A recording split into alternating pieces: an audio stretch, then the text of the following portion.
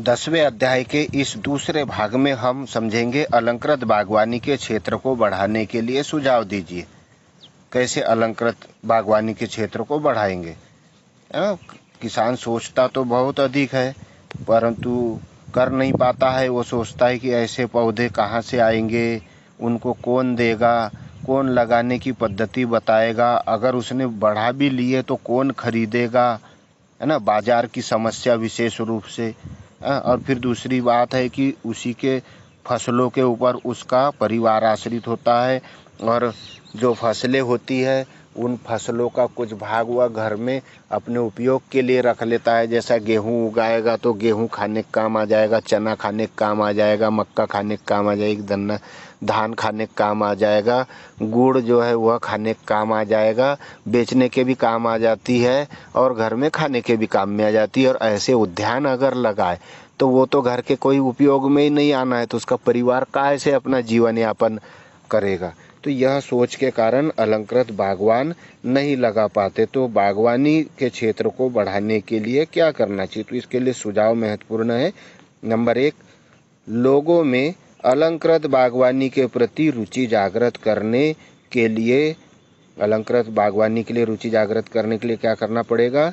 सामुदायिक केंद्रों पर, जैसे गणेश उत्सव होता है तो सामूहिक गणेश उत्सव के स्थान पर, सामूहिक दुर्गा उत्सव के स्थान पर, सामूहिक दशहरे का कार्यक्रम होता है उस स्थान पर, या दीपावली का जो सामूहिक कार्यक्रम होता है अपने गाँवों में अपने पशुओं को सजा करके वह नचाते हैं, ऐसे स्थानों पर, या पंचायत भवन में या स्कूलों में जाकर के ऐसे सामुदायिक केंद्रों पर उद्यानविदों के प्रवचन का आयोजन किया जाना चाहिए।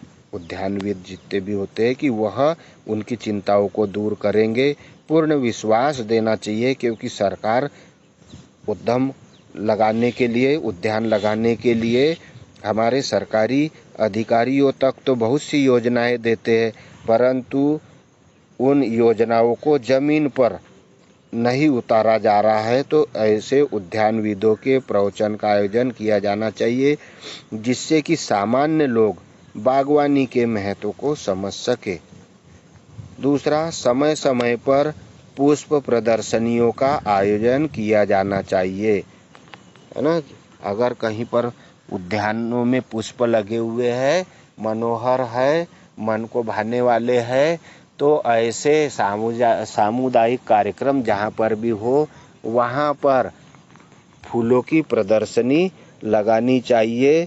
इन प्रदर्शनी में विजेता को नगद इनाम एवं प्रमाण पत्र भी दिया जाना चाहिए, प्रशस्ति पत्र देकर के प्रोत्साहित किया जाना चाहिए, वाहवाही उसकी करना चाहिए, उसका प्रचार प्रसार मीडिया में करना चाहिए, समाचार पत्रों के माध्यम से, आकाशवाणी के माध्यम से, दूरदर्शन के माध्यम से, यूट्यूब चैनल के माध्यम से या फेसबुक के माध्यम से, जितने भी प्रचार प्रसार के साधन हैं, ऐसे किसान का प्रचार प्रसार करके उसका उत्साहवर्धन किया जाना चाहिए। ऐसा करने से जन साधारण में प्रतिस्पर्धा की भावना जागृत होगी। जनसाधारण में क्या होगा? प्रतिस्पर्धा की भावना जागृत होगी। साथ ही वह इससे प्रोत्साहित होकर अच्छे से अच्छा प्रदर्शन करेंगे। जो सरकारी अधिकारियों के द्वारा किया गया प्रदर्शन पुष्पों का और पत्तियों का, पौधों का, उससे अच्छा प्रदर्शन हमारे किसान भाई कर पाएंगे। तो फूलों की खेती को बढ़ावा देने के लिए पानी, बिजली और उर्वरक तथा ऋण की सुविधा मिलनी चाहिए, क्योंकि उनके घरों में तो बीज होंगे नहीं। मक्का बोनी है तो मक्का घर में होती है, धान बोना है धान घर में होता है। उन्हें अतिरिक्त खर्च बोने के लिए नहीं लगाना पड़ता है। पहली बार जब वह खेती करता है तो अपना घर का बीज लगा देता है, जितना भी उगे, जैसा भी उगे, फिर उसके आधार पर जितना लाभ होता है उस लाभ को वह खेती में लगाता है। तो फूलों की खेती को बढ़ावा देने के लिए भी गवर्नमेंट ने पानी की सुविधा, क्योंकि ऐसे पौधों को वर्ष भर पानी चाहिए, जबकि हमारे किसानों के पास में जो कुएं के साधन है वह मात्र 4 महीने ठंडी भर साथ देते, उसके बाद सूख जाते। ट्यूबवेल के भी जो साधन है वह भी कहीं कहीं किसी किसी क्षेत्र में वाटर लेवल कम होने के कारण वह भी फरवरी मार्च महीने में सूख जाते हैं। तो पानी की 12 महीने उपलब्धता हो, बिजली 24 घंटे मिलनी चाहिए।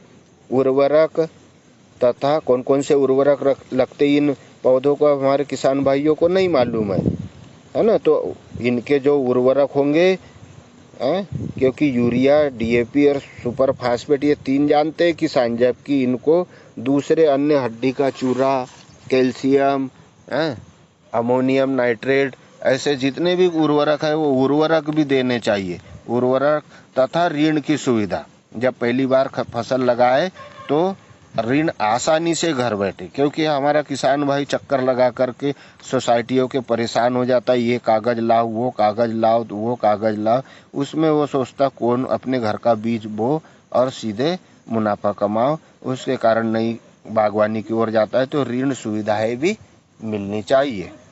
फिर निर्यात किए जाने वाले पुष्पों, बीजों, पौधों, इत्र आदि के भाड़े, जो भी उद्यान में उत्पादन होगा उस उत्पादन में जितने भी पुष्प होंगे उन पुष्पों और उनसे बीज प्राप्त होंगे, उन बीजों को, पौधों को और इत्र इत्यादि जो निकालेगा उसके भाड़े एवं टैक्स में, करों में छूट मिलनी चाहिए। फिर अगला है अलंकृत उद्यान के अंगों की सूची बनाइए। अलंकृत उद्यान के अंगों की सूची। तो अलंकृत उद्यानों के प्रमुख अंग कौन कौन से होंगे? अलंकृत उद्यान के प्रमुख अंग है, हम देखते हैं कि उद्यानों में क्या क्या दिखाई देता है। एक तो सड़क होती है ना, प्रत्येक पौधे तक जाने के लिए सड़क, फिर रास्ते एवं पगडंडी। रास्ते बनाने से सड़क, रास्ते और पगडंडी, बड़ी सड़क, फिर उसके बाद में छोटे रास्ते और फिर पगडंडी भी होना चाहिए। यानी पूरा आनंद, जो प्राकृतिक आनंद है वह छोटी सी जगह में मिल जाना चाहिए। प्राकृतिक आनंद में बड़ी कई किलोमीटर बड़ी सड़कें होती है, फिर गाँव को जाने वाले सड़कें होती है, छोटे रास्ते, फिर उसके बाद घरों को जाने वाली पगडंडी होती है। तो इसी प्रकार पेड़ तक पहुंचने के लिए पगडंडी तक होना चाहिए। फिर दूसरा वृक्षावली होना चाहिए। वृक्षावली यानी अलग अलग प्रकार के पौधे, है ना, एक पीले फूल देने वाले, नीले फूल देने वाले, लाल फूल देने वाले, काले, इस प्रकार से अलग अलग वृक्षावली होना चाहिए। पत्तियों में भी इस प्रकार अलग अलग पत्तियों वाले, है ना, तनों में भी अलग अलग प्रकार के तने दिखाई देने वाले। फिर हरियाली, उसमें जो पगडंडी रहेगी उसके बगल से हमें दूब लगानी पड़ेगी, जो नए प्रकार की आई है, ऐसी हरियाली भी हो, बैठने की जगह हरियाली हो। फिर बाड़ एवं कोर सज्जा, तो जितना उद्यान होगा उसके आसपास तो बाड़ लगाएंगे ही लगाएंगे। जितने भी बहुवर्षीय जो पौधे होंगे उनके आसपास जो क्यारी होगी उस क्यारी के ऊपर भी बाड़ लगाएंगे, बाड़, और फिर उस बाड़ के किनारे पर कोर सज्जा करेंगे। यानी छोटे छोटे जो सीजनेबल, मौसमी फूल देने वाले होंगे ऐसे पौधे लगा देंगे, कोर सज्जा करेंगे।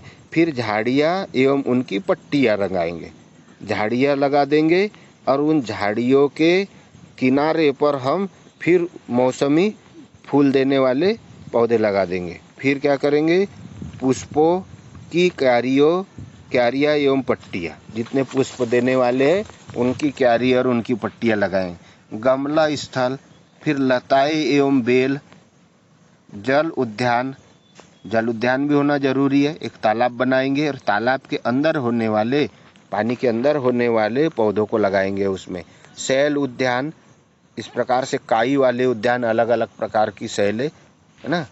फिर छायागृह आदि होना चाहिए, यानी एक मंडा बना देंगे, ऊपर बेला लगा देंगे और उसके नीचे बैठने का स्थान बनाएंगे, छायागृह इत्यादि। तो इस प्रकार से हमें एक उद्यान के अंदर उसके अंग दिखाई देते हैं। अब चलते हैं, भारत के किन्हीं 4 शोभाकारी उद्यानों के नाम लिखिए। तो भारत के उद्यानों के नाम दिए हुए यहाँ हमने 11 नाम लिए। वृंदावन गार्डन देखो मैसूर में जाकर के, मैसूर का वृंदावन गार्डन देखने योग्य गया। जितने भी यहाँ पे ये उद्यान के अंग है वो बारीकी से आपको दिखाई देंगे। फिर मुगल गार्डन दिल्ली का है, शालीमार गार्डन श्रीनगर का है, बॉटनिकल गार्डन ऊटी का है, हैंगिंग गार्डन मुंबई का है, पिंजौर गार्डन चंडीगढ़ का है, बोगनविलिया गार्डन, बोगनविलिया के ही नाम से यह गार्डन है चंडीगढ़ में। फिर Kidwai cottage garden, Kidwai college garden है, कॉलेज गार्डन, इसको कॉटेज ही पढ़ते हैं, हैदराबाद। फिर लाल बाग बेंगलोर का देखने लायक है, शासकीय उद्यान इलाहाबाद का और बॉटनिकल गार्डन लखनऊ का। धन्यवाद। अगले भाग में हम अब चलेंगे ऐसे सुंदर उद्यानों के वर्णन की ओर। प्रश्न पढ़ेंगे, किन्हीं 4 फूलों वाली झाड़ियों के नाम लिखिए। किन्हीं 4 फूलों वाली झाड़ियों के नाम।